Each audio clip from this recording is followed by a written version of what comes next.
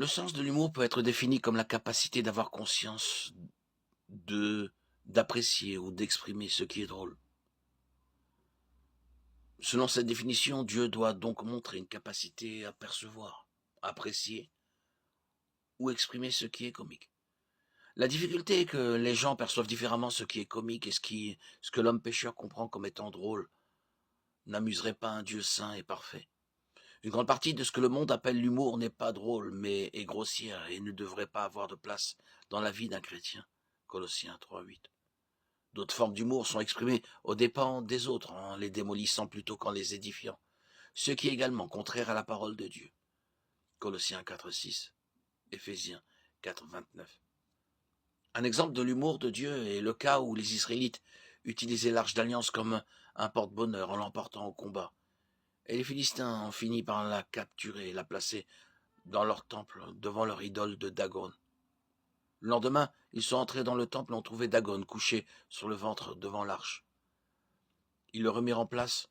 Le lendemain matin, ils étaient de nouveau là, mais cette fois, il avait les mains et la tête coupées comme symbole de son impuissance devant le Dieu de l'arche. 1 Samuel 5, 1-5. Le fait que Dieu ait mis Dagon en position de soumission à son arche est une image comique. Cet incident est un exemple de Dieu qui se moque de la bêtise de ceux qui veulent s'opposer à lui. Voici de leur bouche, ils font jaillir le mal, des glaives sont sur leurs lèvres. Car qui est-ce qui entend? Et toi, Éternel, tu te ris d'eux, tu te moques de toutes les nations. Psaume 59, 7, 8. Le psaume 2 révèle également que Dieu se moque de ceux qui se rebellent contre sa royauté. C'est comme l'image comique d'un enfant de la maternelle qui, fâché contre ses parents, s'enfuit à la maison, jusqu'à la maison de son voisin. Mais il y a évidemment un côté sérieux à cela aussi. Et bien que l'image d'un homme faible et stupide essayant de se mesurer à un Dieu tout-puissant et omniscient soit comique, Dieu ne prend aucun plaisir à leur égarement et à ses conséquences, mais désire plutôt les voir se retourner.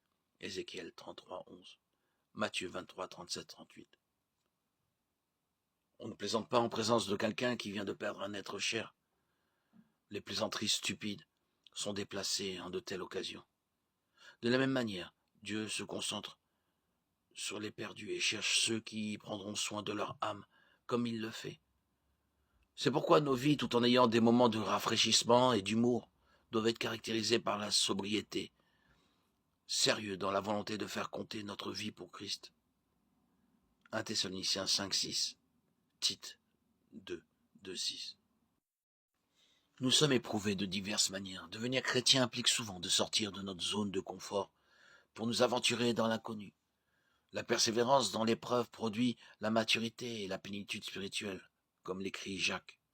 Mes frères et sœurs, considérez comme un sujet de joie complète les diverses épreuves auxquelles vous pouvez être exposés. Jacques 1:2.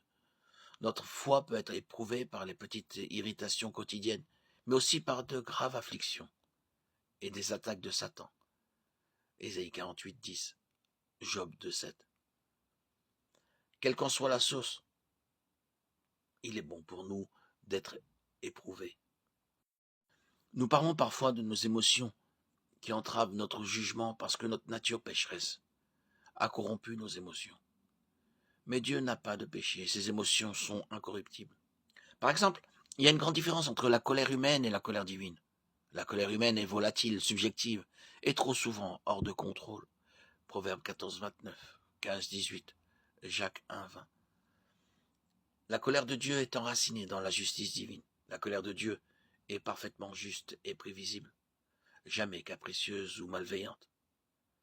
Dans sa colère, il ne pêche jamais.